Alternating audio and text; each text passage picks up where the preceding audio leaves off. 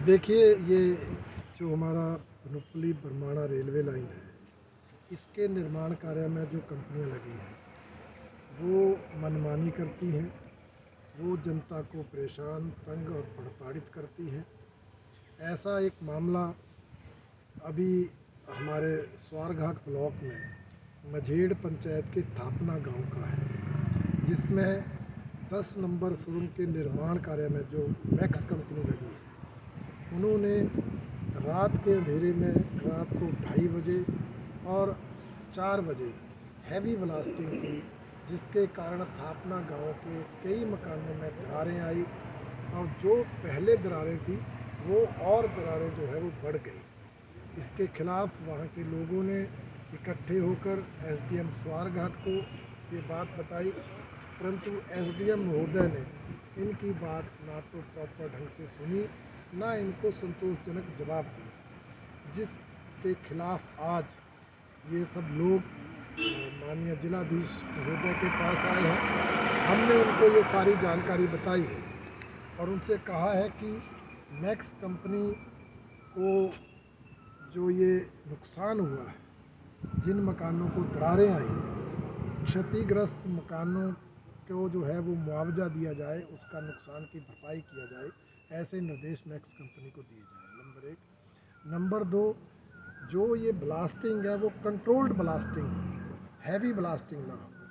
ध्यान में आया है कि 1-1, 1.5-1.5, 2-2 क्विंटल बारूद डालकर ब्लास्टिंग होती है, जबकि प्रोविज़न है कि 30 केजी, ज़्यादा से ज़्यादा 50 केजी तक बारूद डालकर ब्लास्टिंग हो। तो ऐसी कंट्रोल्ड ब्लास्टिंग के ही आदेश दिए जाएं, ये भी हमने निवेदन किया है। और तीसरा, जब ब्लास्टिंग करनी हो तो उससे पहले पब्लिक अनाउंसमेंट, लोगों को जानकारी हो कितने बजे ब्लास्टिंग होनी है। हमारी माताएं बहनें खेतों में काम कर रही होती हैं, घास काट रही होती हैं, बच्चे बाहर आंगनों में खेल रहे होते हैं। ऐसे समय पे ब्लास्टिंग हो और कहीं कोई दुर्घटना घट जाए तो कौन जिम्मेवार होगा।